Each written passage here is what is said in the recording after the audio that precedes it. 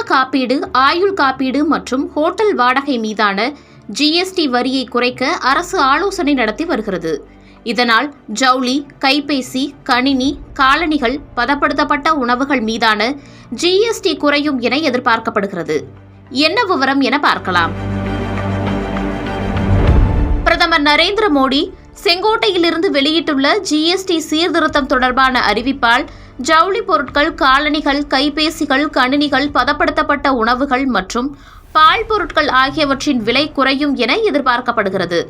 அதேபோல மருத்துவ காப்பீடு மற்றும் ஆயுள் காப்பீடு மீதான ஜிஎஸ்டி வரியை குறைக்க ஆலோசனை நடைபெற்று வருவதாக அதிகாரிகள் தெரிவித்தனர்.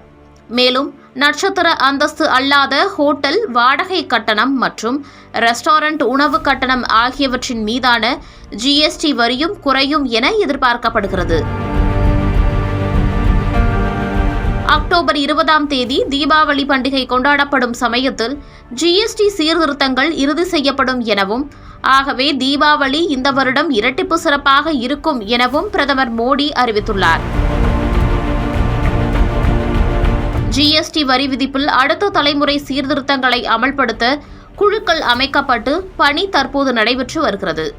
தற்போதைய நடைமுறைப்படி பல்வேறு பொருட்கள் மீது 5, 12, 18 மற்றும் 28% என 4 வகையான சதவிகிதங்களில் ஜிஎஸ்டி வரி விதிக்கப்படுகிறது. அதேபோல அன்றாடம் பயன்படுத்தப்படும் உணவு தானியங்கள் உள்ளிட்ட பல்வேறு பொருட்களுக்கு ஜிஎஸ்டி விலக்கு அளிக்கப்பட்டுள்ளது. இதை எளிமையாக்கி 2% ஜிஎஸ்டி வரியை விதிக்கலாம் என ஆலோசனை நடைபெற்றும் வருகிறது. தற்போது 18% ஜிஎஸ்டி வரி விதிப்புக்கு உள்ளாகும் பொருட்கள் மீதான வரிகளை 12% குறைக்கலாம் என பல்வேறு குழுக்கள் அமைத்து முயற்சிகள் நடைபெற்று வருவதாக அதிகாரிகள் தெரிவித்தனர்.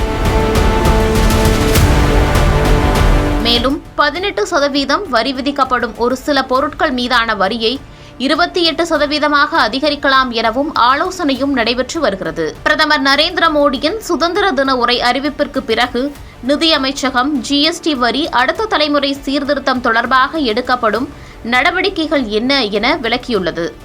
பல்வேறு குழுக்கள் ஆலோசனை நடத்தி வருகின்றன எனவும், சிறு குறு தொழில்கள் மற்றும் வணிகர்கள் சந்திக்கும் சிக்கல்களை தீர்க்க நடவடிக்கை எடுக்கப்படுவதாகவும் அதில் குறிப்பிடப்பட்டுள்ளது. இதனால் சிறு குறு தொழில்களுக்கு ஜிஎஸ்டி வரி விதிப்பை பின்பற்றுவது சுலபமாகும் எனவும், தற்போது கிடைக்காத பல ஜிஎஸ்டி வரி தொடர்பான கிரெடிட் என அழைக்கப்படும் கணக்கீடு சலுகைகள் கிடைக்கும் எனவும் கருதப்படுகிறது. இதனாலும் அன்றாடம் பயன்படுத்தப்படும் பொருட்களின் விலை குறைய வாய்ப்புள்ளது. இத்தகைய சூழலில் பிரதமர் நரேந்திர மோடியின் அறிவிப்பு மிகப்பெரிய எதிர்பார்ப்பை உண்டாக்கியுள்ளது. கடந்த சில வருடங்களாகவே ஜிஎஸ்டி காரணமாக தொழில்கள் மந்தமாக உள்ளதாகவும், வாடிக்கையாளர்கள் கூடுதல் விலை கொடுக்க வேண்டியுள்ளது எனவும் பல்வேறு புகார்களை எதிர்க்கட்சிகள் முன்வைத்து வருகின்றன. ஆகவே இத்தகைய சூழலில் வெளிவந்துள்ள பிரதமர் மோடியின் அறிவிப்பு அரசியல் ரீதியாகவும் தாக்கம் வாய்ந்ததாக இருக்கும் என கருதப்படுகிறது. குறிப்பாக இந்த வருடம் பீகார் மாநிலத்தில் நடைபெறவுள்ள சட்டமன்ற தேர்தல் மற்றும் அடுத்த வருடம் தமிழ்நாடு, மேற்கு வங்கம், புதுச்சேரி, கேரளா உள்ளிட்ட மாநிலங்களில் நடைபெறவுள்ள சட்டமன்ற தேர்தல் ஆகியவற்றிலும் ஜிஎஸ்டி வரி குறைப்பு பிரச்சார விவாதமாக மாற வாய்ப்புள்ளது என அரசியல் தலைவர்கள் கருதுகிறார்கள்.